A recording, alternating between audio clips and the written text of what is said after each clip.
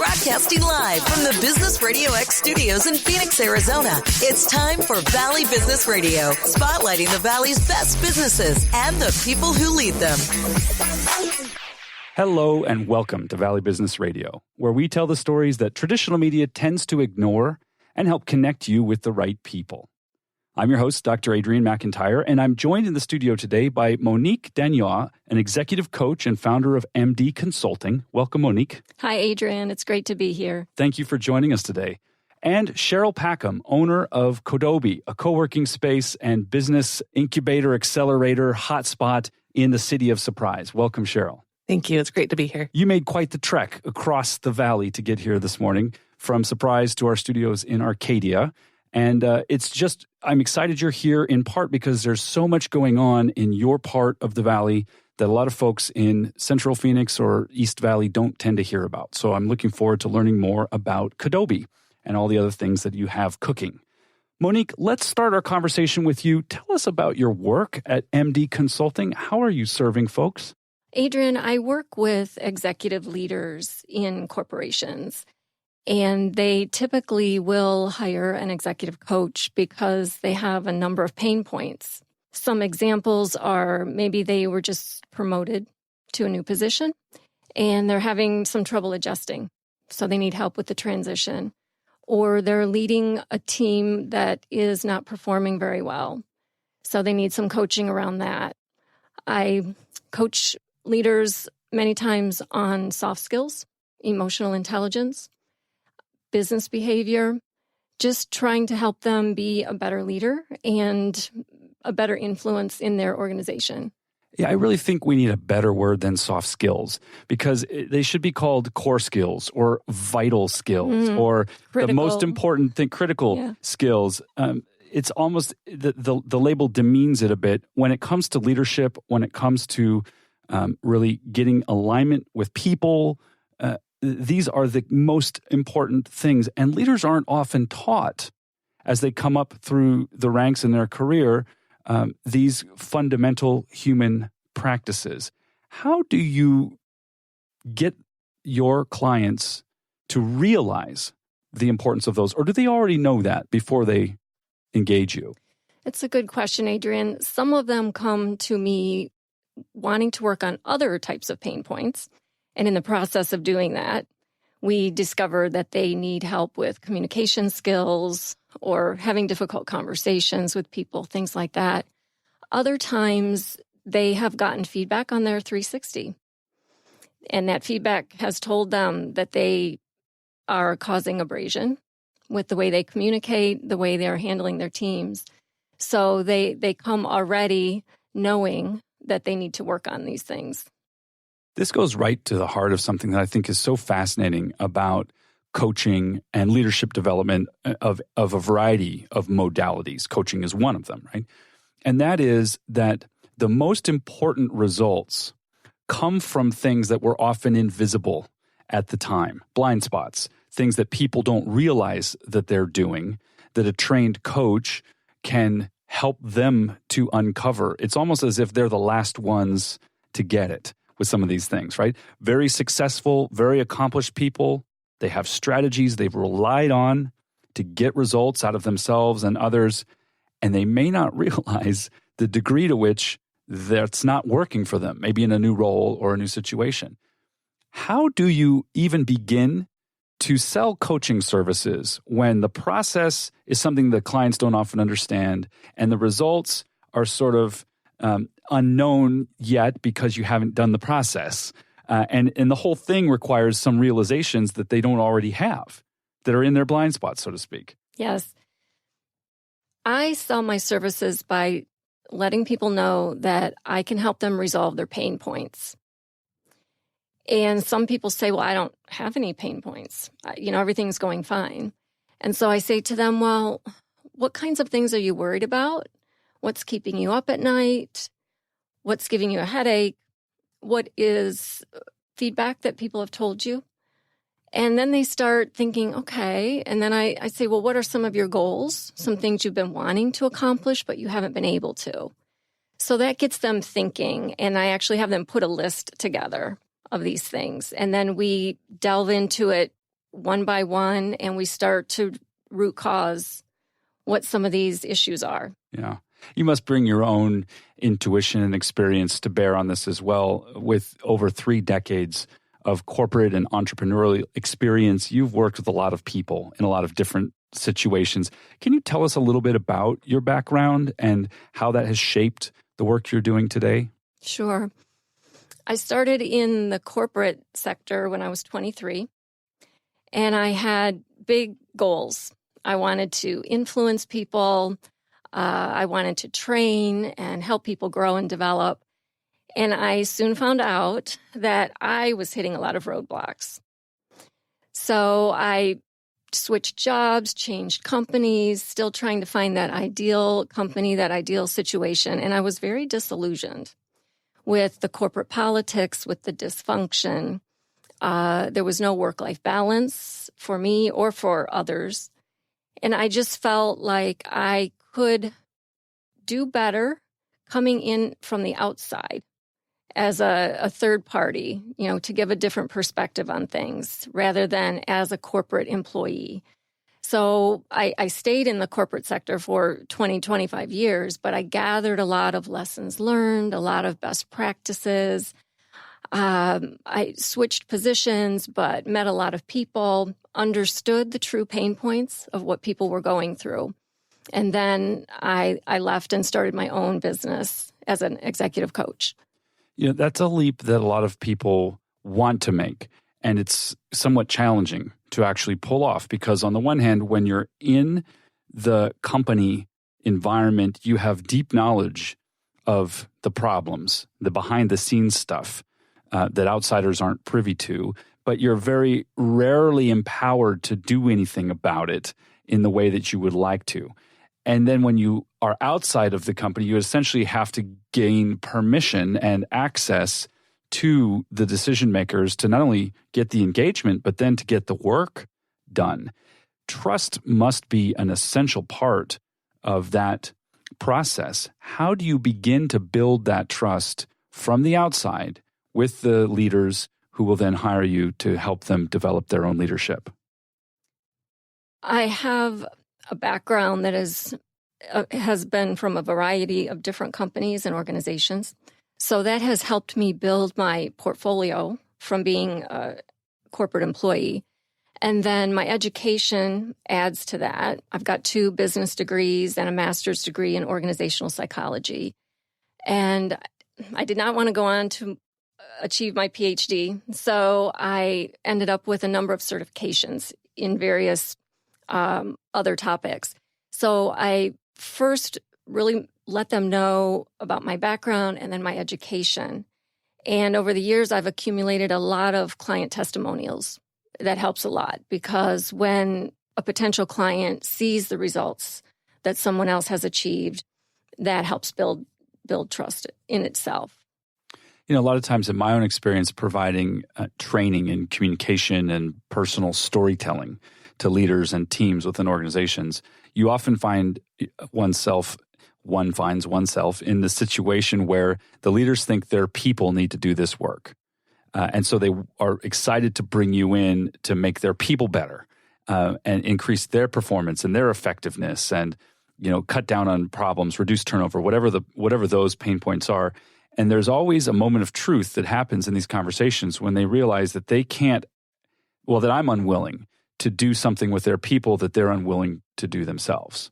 And that we really need to start looking at the human being who's leading the operation before we can get into the gears and the nuts and the bolts of the way people are relating. Because culture is about communication and it starts from the top. Are there situations that you can refer to at whatever level of anonymity is appropriate where you can give us an example of maybe someone who didn't initially see the value in this but came around and had and got some great results? Can you think of one of those from your? Yes, many.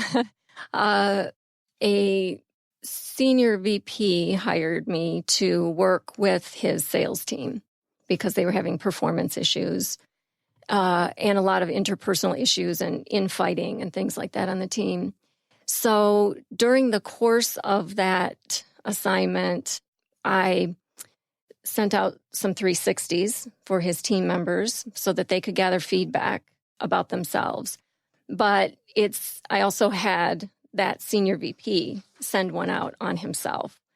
And all the results came in, and he was shocked to see what his feedback was on his 360.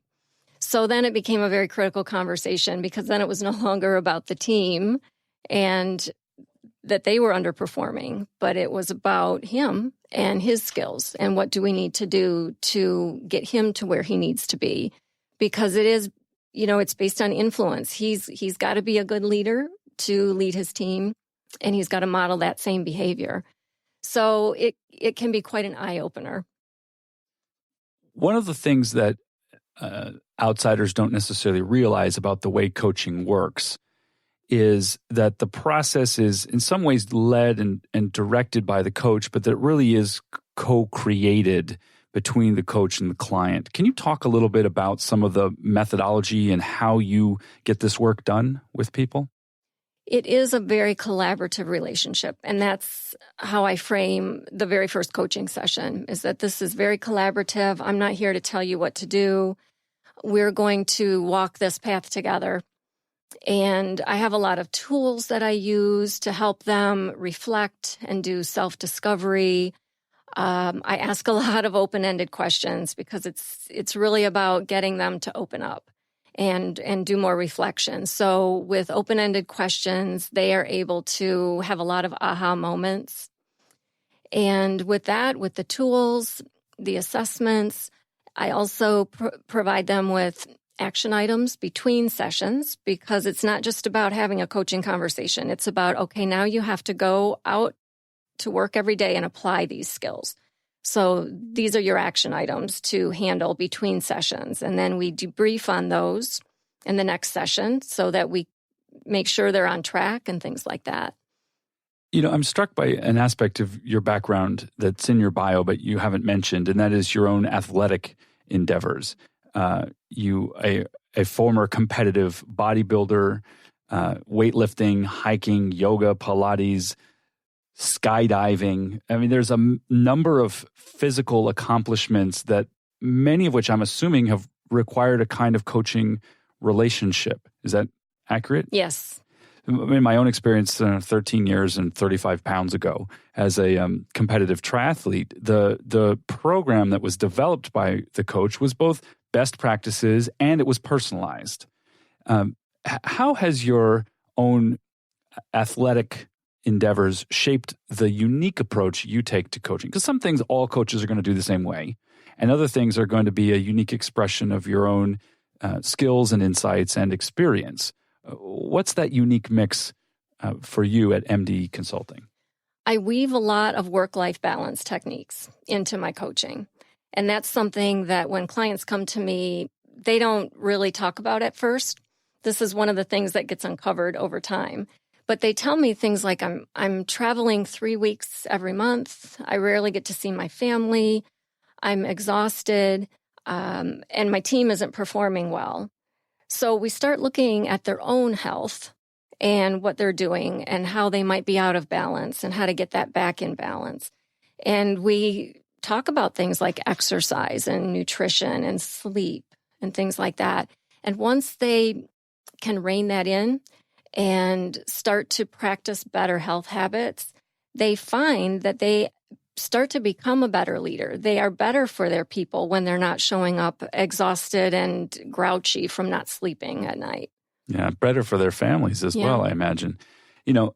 It's such a appropriate metaphor, I think, because muscles that are developed out of balance or soft tissue work that's not being done along with the training, all of which leads to injury, leads to breakdown, leads to problems. I mean, I registered for 3 Ironman triathlons and never made it to the starting line of any of them. The first one was financial. I had forgotten that because the event was happening in Germany, that would also mean airfare and hotels in the summer. And so I just hadn't planned for all of that. But the next 2 had more to do with my own training and my own injuries in the process of training. And it really seems to me that as you're working in those soft tissue areas, so to speak, right, with a leader, looking at their life, looking at their energy, looking at the way that they take care of themselves, that you're really helping them avoid the meltdowns and the breakdowns Yes, it's very proactive. And discipline comes into this too. So to be a good leader, you have to be disciplined at practicing your skill, practicing your soft skills, your emotional intelligence skills, your conversational skills, and that takes discipline.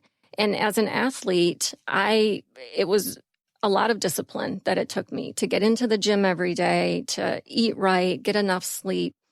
So I try to weave that concept into being a good leader. It takes discipline. You have to stay focused on it. You have to be very aware of your behavior and your actions on a daily basis. You mentioned in your opening remarks that you often start the conversation around pain points and that sometimes there's a denial that they exist. I think one thing that can be said for the world of work is that it's not always a hospitable environment and that people, in many cases, don't feel it's allowed to admit that they're struggling or that they're suffering. And the higher up the proverbial ladder one goes, the less they feel they can be honest about their struggles, their personal struggles, their leadership challenges. Is that something that you find you need to address directly with them, or do they slowly begin to open up over time? And how do you nurture that relationship from, the natural defenses that they carry around every day, we all do, to the point where you can actually get the work done? A lot of it starts with earning their trust. And so I share a lot of my experiences with them. But it amazes me how many leaders feel very alone in their role and in their pain points. They think they're the only ones. And so I share with them experiences of my own and experiences of other people that I've coached, keeping everything anonymous. But they initially are hesitant to open up. But as time goes on and as trust develops, they do open up. And they have problems that many people would think senior leaders do not have. For example, I had a conversation with a friend a few weeks ago, and I was telling them how I am coaching a senior leader around time management. And they said, well, a senior leader at that level should not be having trouble with time management. And I said, well, you would be surprised. And these are things that senior leaders don't want to admit, but they are having issues with something like time management and prioritizing. And maybe at their level, that shouldn't be an issue, but reality is that it is an issue. Yeah. And what a gift to have a confidential, external sounding board relationship where not only can you guide them through some best practices, you can also be there to listen for the discoveries they need to make for themselves. And let's talk about listening as a methodology for a minute, because this is something I am convinced through my own experience is not well understood. Most people think that communication skills are a function of speaking, which is why all the investment tends to go towards public speaking training, sales training, all of the things that have to do with talking. But listening is the foundational skill in communication. And for a coach, listening is your superpower. What would you say about listening and its role in your relationship? And how do you develop that? How did you build that listening muscle, so to speak? Well, I'm an introvert, so listening comes naturally to me more than talking. So that's a natural piece of it.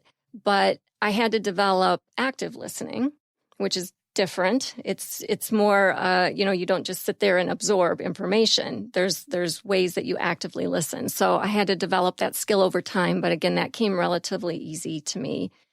And it helps in coaching because by being a better listener, that helps my client to be a better speaker and talker. And they let their information out as I listen. So that's one of the pieces of feedback I often get from clients is that you're such a great listener. I normally would not say this to anybody. And I am the kind of person where people come up to me in the grocery store and just start talking to me, and they just start telling me things, and they're perfect strangers. So it happens naturally, but there also has to be a level of trust there with the client before they actually start to really open up. But it's a critical skill. You're right. It's not very well taught. And I don't know about the coach training and things. Maybe there are exercises and methodologies that you get there. But for the most part, people are led to believe that active listening means nodding and saying affirmative things like, tell me more. And really, those are cheap party tricks. The activity of listening is a deep activity. And as you say, it almost pulls out of the speaker things that they didn't realize they wanted to say. So I don't know how to describe it. It's more in the realm of Jedi mind tricks than party tricks, right? But it certainly is the way in which conversations become magical. It's all about the listening. Yes. Is that something you're able to then train your clients in so they become better listeners? I'm convinced, by the way, if we simply made people better listeners, a lot would get better. My wife would say that would be true of me as well. So this is for everybody. Can you train listening skills as you're coaching a leader? Yes. And as a matter of fact, many of my clients come to me and they say, I've been told I talk too much. And I don't know how to change that. That's just what I do. I just talk. And they're getting feedback that they're not good listeners and that their people think they don't care about them because they're not listening enough. And they want to learn. They want to learn how to do this. So I do have a lot of resources that I send them, and we role play in coaching sessions.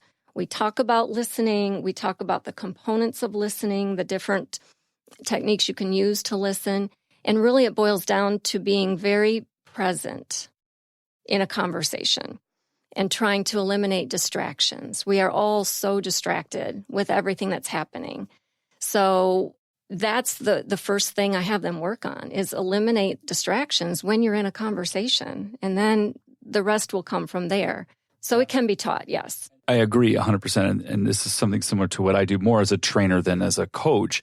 But it definitely, I think this is an area that almost everybody can continue to develop. By way of wrapping up this part of our conversation, it just reminds me of something that a client of mine said to me a year or two ago, which is that practice is something we do when we're kids. We practice a lot of things. We practice walking. We practice talking. We practice reading. We practice piano, whatever all the things we do.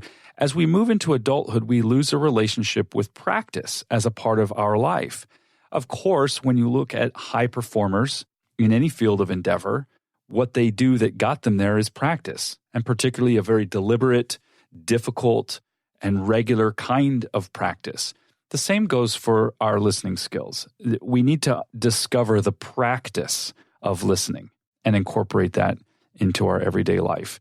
With so much in the news about toxic work environments and bad behavior, horrifying behavior from leaders, often male, in many different fields of endeavor, I think there's something in the work you're doing that, while you may be working with folks one at a time, is really attempting to bring balance, bring harmony, bring peace, bring compassion to an environment where that's not always been the high value, the high status kind of activity. Do you relate to what I just said? Is there some kind of mission or purpose that's driving you in this regard? And how would you express that in your own words? Certainly. My mission is to build better leaders worldwide.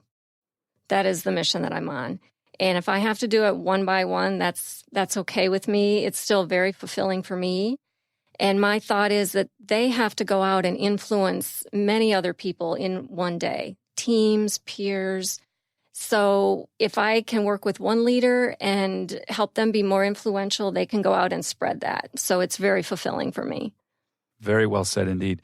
Monique Daigneault, executive coach and founder of MD Consulting. We may have some more conversation here in a few minutes, but I want to turn to our other guest in this session, Cheryl Packham.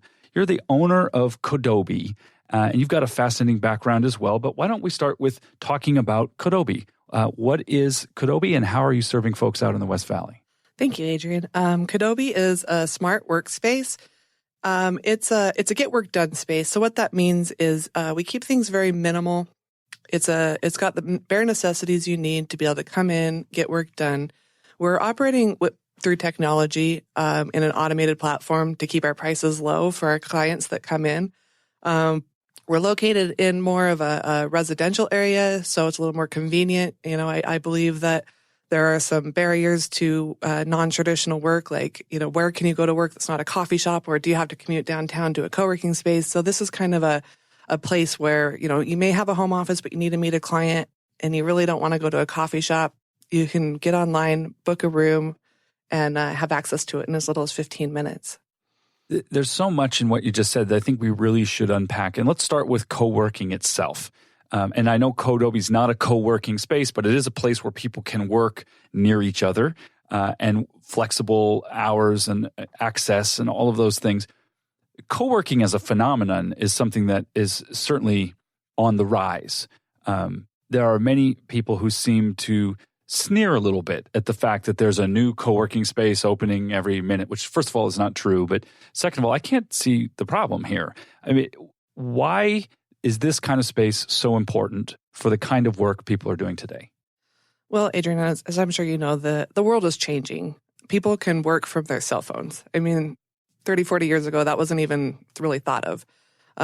But as people are able to work more flexibly, they're able to travel more, they're able to have like more of a work-life integration, they need a space to be able to be more productive. And sometimes a home office is great for that, and other times it's not.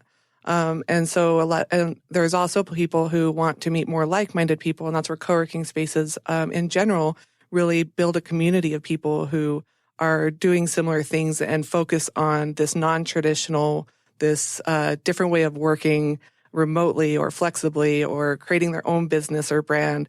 And I think that it's just really incredible to see this trend where people are able to kind of just reach their goals and work towards what they want. There's a lot of different types of people with different roles and different businesses that can benefit from a space like this. Let's break down a little bit that kind of mass of folks into some of the specific categories. What are the different types of people that you see who need something like this as a part of their life? Okay, first and foremost, freelancers. We're all hearing about the gig economy. There's people who are working full-time on sites like Upwork, Mom Project, things like that. So freelancer used to just mean like a freelance writer, but now it can be a freelance anything. People are just taking on their skills and they're going out and performing them for people.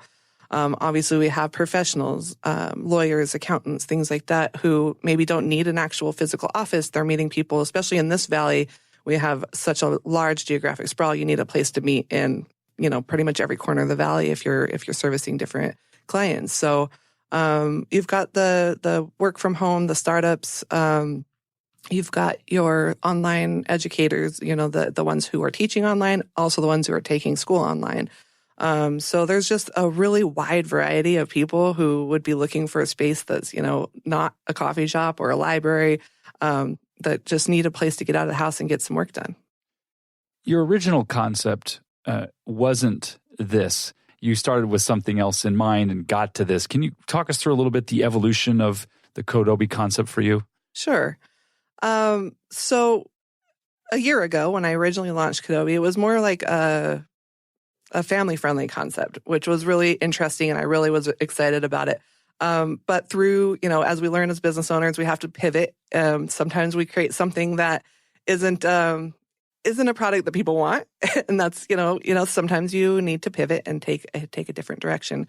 So through some learning rapidly over this last year, and pivoting around some personal challenges, this automated workspace was born.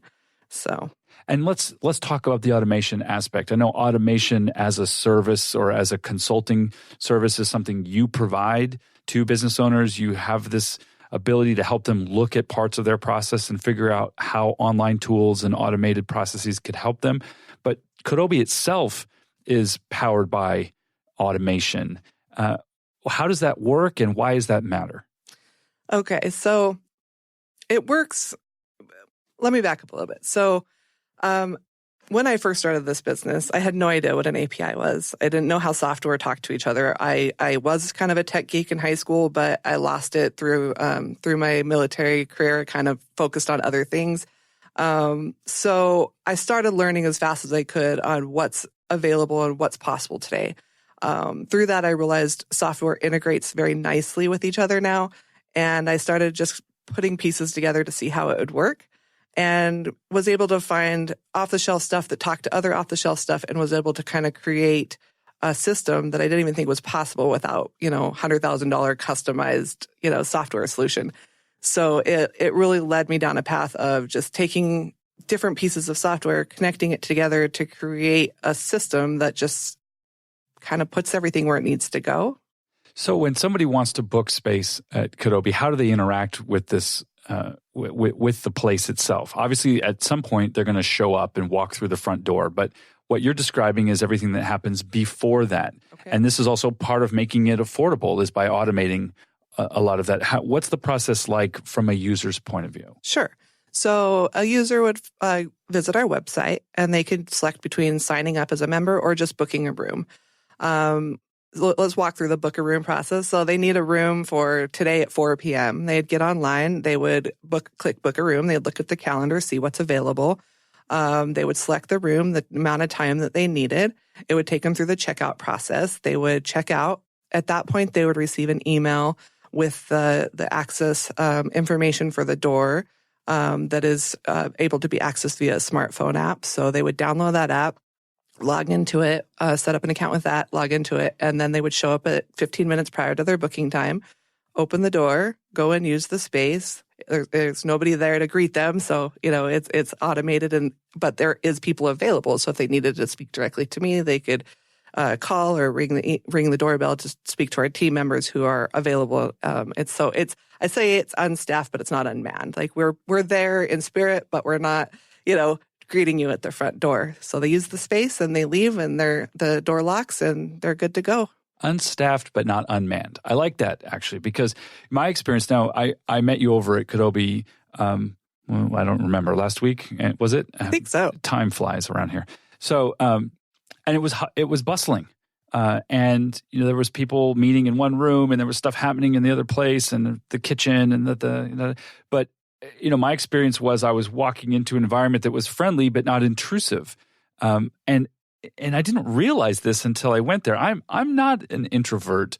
I'm not a simple introvert anyway. I'm an extrovert and a hermit. I don't know if you put those two things together, but I don't mind being in public spaces and engaging with people. I really like it. I come alive. It energizes me. But then I'm happy to just go home and not see people for a long time as well. But what I noticed was I liked the fact that just coming there was I didn't have to interact with somebody at the front. I didn't realize this was going to be something that was important to me until I experienced it. But the fact that I could just open the door and walk in, and then I found you, and we sat down in a room and had a meeting, and I didn't know that the non-human part was going to be refreshing. That sounds so right. Strange, because I love people, and I'm an anthropologist who's dedicated my entire academic career and my professional practice to engaging with people.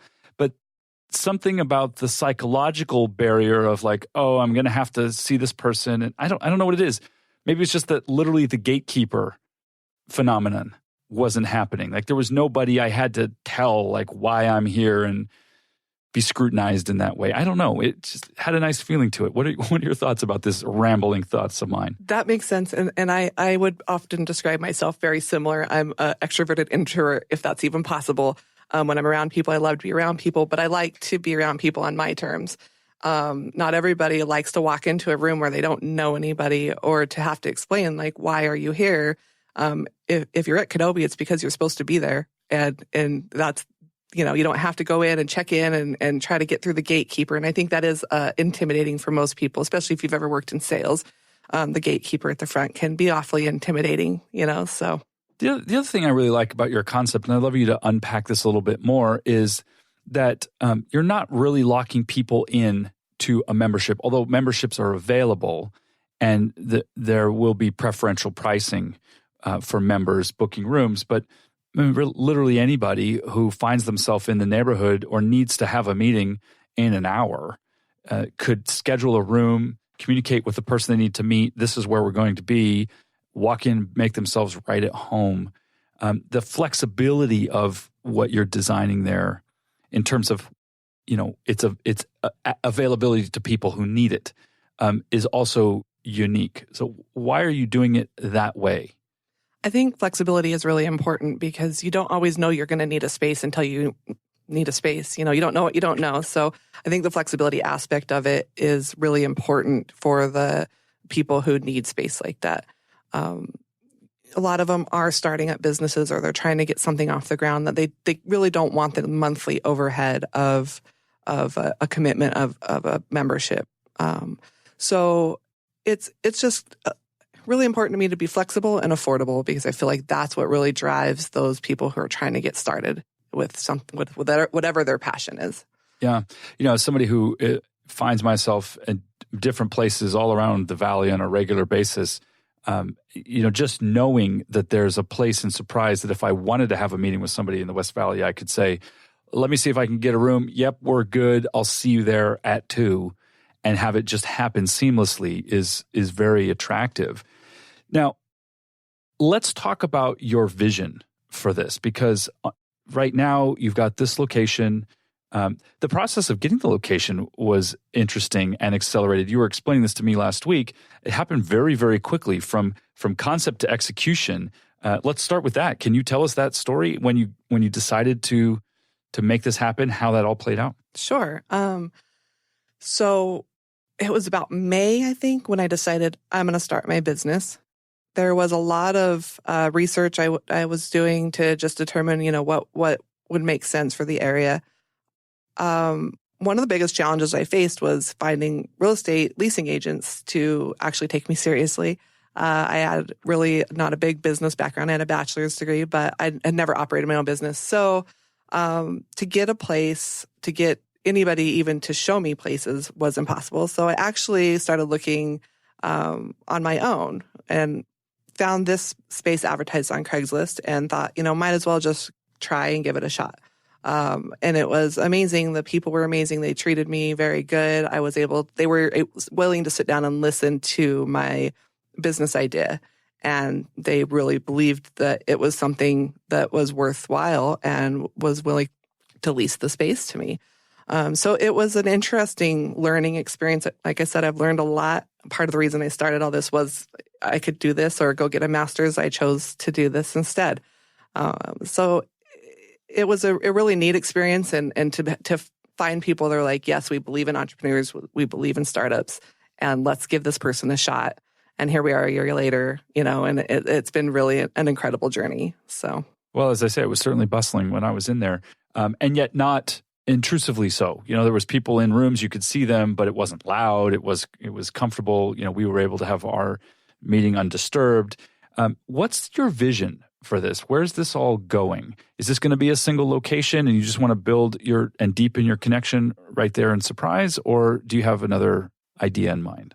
So my big vision is I'd like to see these in small communities throughout the country, maybe even the world, to be able to reduce the barriers for entrepreneurship, online education, as well as remote working, which is not always an option in some smaller communities. One of the biggest barriers right now in rural areas is internet speeds. So while if we can find a way to provide more access to that, it might open up new opportunities for people who wouldn't have had them otherwise. So that's my big vision. I want them to be as common as the McDonald's and the Starbucks, for a place for people to work that they don't, that they have more options. There's so many different services that touch our lives and that are important to us that are becoming available through apps. And, we can get a ride, from Lyft or the other company. We can get a ride from Uber or Lyft. We can, get a pizza. We can get all the things. There's no reason why we shouldn't be able to book space and find a place to work. The internet speed thing is really important, I think, because as so much more of our business becomes digital, those speeds are really important. You grew up in a rural area, is that right? Is that part of what shapes your commitment to making sure that internet speeds are there? That's right. I grew up in Green River, Wyoming, a small town. It's known for its trona mines. You probably don't know that, but that's what's there, the trona mines, and then also the oil field in the area. And so growing through high school, while we did have business classes and things available, really the only viable options was go to the trona mines, go to the oil field, or join the military. I chose option 3. So yeah, I wanted there to be more entrepreneurship opportunities. I always wanted to start a business. Through high school, I'd tell people that, and they just kind of, laugh. That's just not what people do. The businesses are established in our town. You can't compete with them. And you aren't going to be able to do any of the, the tech-based businesses because we just don't have the infrastructure here. So that was the reality. Yeah. The military plays such a formative role in the lives of people who serve in many ways for good, and also in some other ways. But it's not an organization that is in and of itself terribly entrepreneurial, outside of perhaps the special operations community, where kind of thinking for yourself and doing things on your own without permission is part of the nature of that kind of job.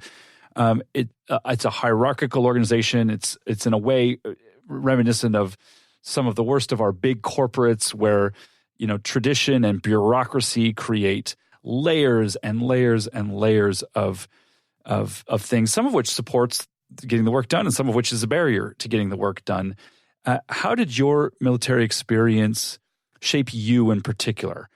Because everybody takes away something different. Again, some positive and some not so positive. How did that play into the work you're now doing and the way you relate to others in the community?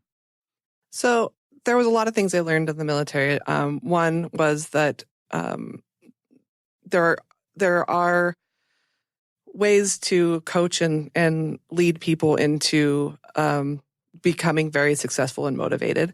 That was definitely one of the strong suits I learned in adapting to environments that you have to make instantaneous decisions and be coached through that, as well as a lot of process. I mean, as far as having outlined procedural manuals, the military is top notch for being able to identify a process for anything.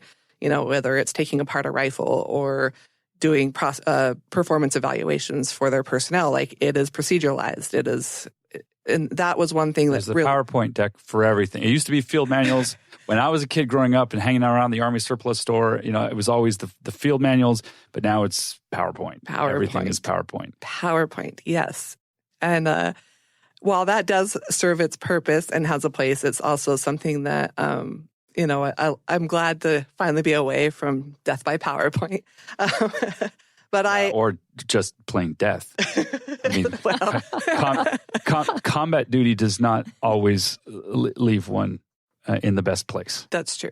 And so really what shaped this business most of all was when I actually was medically retired early due to some injuries that I had on my deployment. And I thought I was going to be in the military forever. I thought I was going to work full-time in the military, and I didn't really have a backup plan. So when I got out, there really wasn't a whole lot of job opportunities. I was still in Wyoming, and I was looking around, but it just wasn't. The opportunities weren't there that I needed, and then I had my daughter, so I refocused my life and kind of focused on raising her and getting my bachelor's degree. But what really focused me into this flexible work was that I realized that because of some of the challenges I had, a traditional 9-to-5 Monday through Friday job just wasn't really practical for what I needed to be able to be productive. And so I wanted to create a place that other people could be productive, just if they were going through the similar struggles as I was.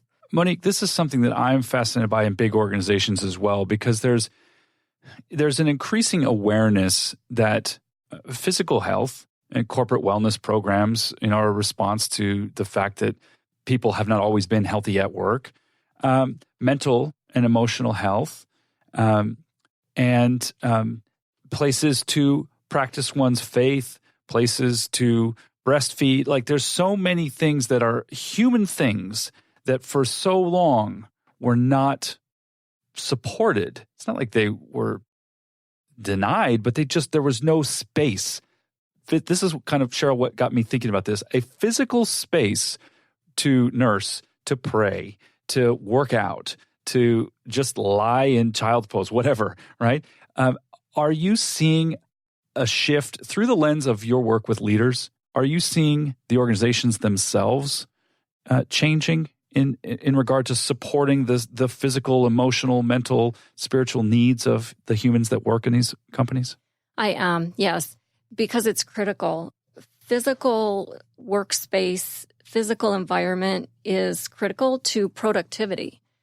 It, especially if you're talking about introverts, we need space, we need quiet. Sometimes the lighting, bothers an introvert. And if you're in an environment where you're expected to be creative, there needs to be a certain type of space for that. So I think organizations now are finally getting it. They're listening to their employees and to the needs of their people, and they're creating different spaces than what they were in the past. We've had so many different people pass through this studio that have spoken about something related to this actual topic.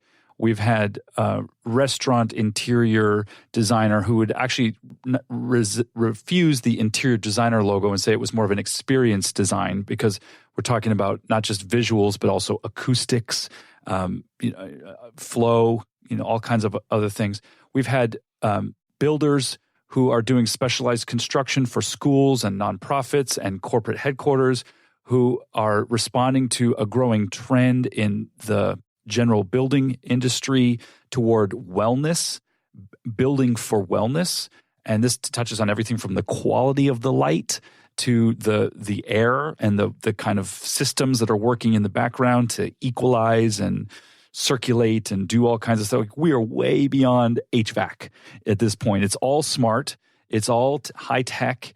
It's turning on and off outlets in individual rooms to manage the flow of power, and it's kinds of mind-blowing stuff. And yet at the same time, Cheryl, when you go to open a location, you're committed to being a high-tech space, and you have to adapt to an already built environment, at least so far. Maybe in the future you'll be building purpose-built locations. How do you address some of these? Again, it's kind of like the soft skills conversation we were having. How do you address some of these more invisible aspects of the environment, making sure people feel comfortable, making sure they feel safe, making sure that they feel at home so that they can get work done? That's the primary goal. But you're not putting in the bean bags and the beer kegs and the foosball, and you're not in any way, and almost intentionally, kind of avoiding that, Greek life sort of feel. Why is that, and how do you address these issues? Well, that's a great question. I address these issues through just making sure that people, like you said, feel safe through the security that we offer, feel comfortable. We have, the multi-adjustable office chair that, people might not always appreciate a comfortable chair until you don't have one. And desks that are able to be moved and relocated throughout the room so someone can find their creative space, their environment that makes them feel the most comfortable. Lots of natural light is really important to me. I don't function well under fluorescent lights. It's just not my thing. So I like to be able to have the blinds open, the lights off. Those are important factors. So a lot of thought goes into creating a space that people are going to be able to make their own, make it feel comfortable without all the fluff, the extra, it's not going to be designed chic. It's going to be functional and minimalist. And look, don't get me wrong. There's nothing wrong with kegs and the cold brew on tap and all of those things. But your vision of a functional workspace doesn't rely on those kind of extra accessories. You're really building the basics the foundation. And well, Codobe is not a co-working space in the traditional sense. It's not a community-driven space in the traditional. You don't have community managers and things of that nature. That's right. There is, by nature of human beings coming together in a place, a community that is emerging. What's your sense of the broader trends that are happening in the area around your location there in Surprise, in Peoria, and in other places in the West Valley? There's a lot of vibrant business that's happening, and it doesn't always make headlines in quite the same way. What are you hearing with your ear to the ground about this nascent business community? There's a lot going on. There's a lot of passionate people who are really excited about new and innovative businesses that are coming in the area. One in particular that I'm pretty excited about that's actually going to be a part of our permanent part of our space at Codobe is Promeneo Tech, which is a low-risk coding bootcamp, a post-secondary coding education. And they are really building a foundation of just a different way to educate people on and again, reducing barriers to education, which is really exciting. There's also several other community events that are happening. You know, West Valley has a 1 million cups. There's other things that are going on. It's just really an exciting, vibrant community. Peoria, Surprise, and all, you know, all the way down to what's the one, Buckeye. They're all like really excited about bringing in new business, building vibrant communities. It's a really exciting place to be a part of in a small business. Absolutely. And I think if folks aren't paying attention to those developments from Buckeye, Goodyear, Litchfield Park, Avondale, up to Surprise, Peoria, Glendale, et cetera, they're missing out on at least, well, according to the articles I read, 40% of the future growth in the next 25 years is happening in that area. Certainly we see the headlines with Nike's plant in Goodyear, with data centers, things of that nature. But, you know, through our lens here at Business Radio X, we're really looking at everything from the solopreneur, the small business owner, all the way through to the SVP, the C-suite executive. We want to include all of that as we serve the Fortune 500,000, not just the Fortune 500.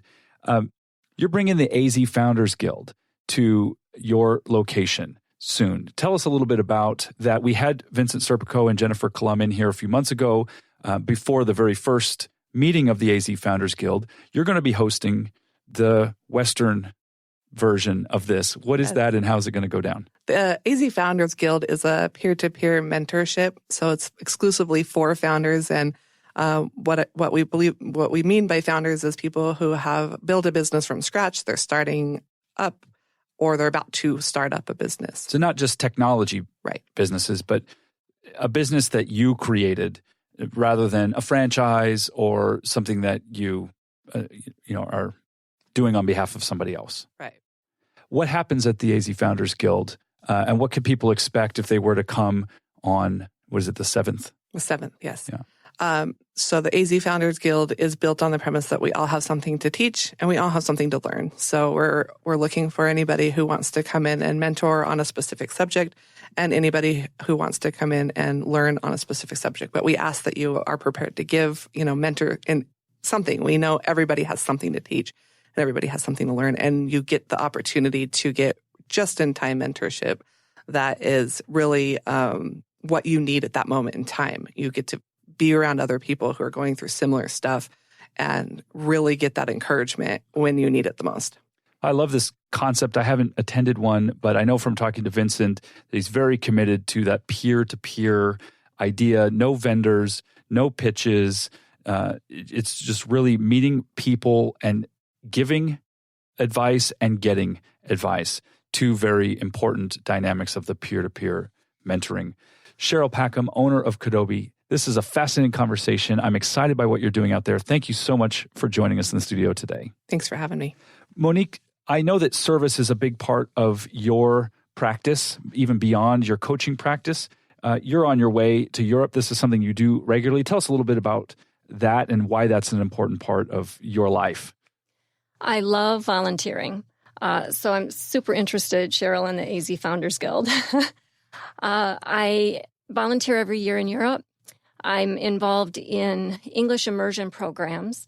So foreign business executives join these programs overseas to learn English, get better at their business English, learn about business culture in the U.S. So I'm one of the volunteers, and I'm headed over there in a couple of weeks. I'll be there on business, but also to volunteer for the month of September. And I just love giving back. I love teaching and coaching. So I'm involved in this program. I cover my own ticket. And then once I get there, room and board is covered, and I meet a lot of great people, a lot of great executives, and I learn from that too. Just as people shouldn't sleep on the West Valley, I think they shouldn't sleep on the rest of the world. I mean, there is so many exciting things happening in different markets. Africa is exploding. 11 of the fastest growing economies in the world are in Africa. Europe has got a lot of innovation. Of course, current political challenges and struggles aside, there are a lot of smart, interesting, committed people coming up with ideas. So much of the tech that we're using in automations these days is coming out of Eastern European countries. Without realizing it, our favorite apps are from Romania and Czechoslovakia and things like that. So it's wonderful to be immersed in that environment. How does that inform the conversations you then have with leaders in North America when you come back? How does that perspective change your work with them? A lot of my clients are from Europe, and those who aren't lead teams who are in Europe. So I bring back a lot of information, insights, knowledge that I can pass on to them through coaching about how other leaders are conducting business, how they are running their teams, and how they are growing and improving their skills. Marvelous. Monique Daigneault, executive coach, founder of MD Consulting. Thank you so much for the work you're doing. Thank you for joining us here in the studio today. Thanks, Adrian. For all of us here at Business Radio X, this is Dr. Adrian McIntyre, and we'll see you next time on Valley Business Radio.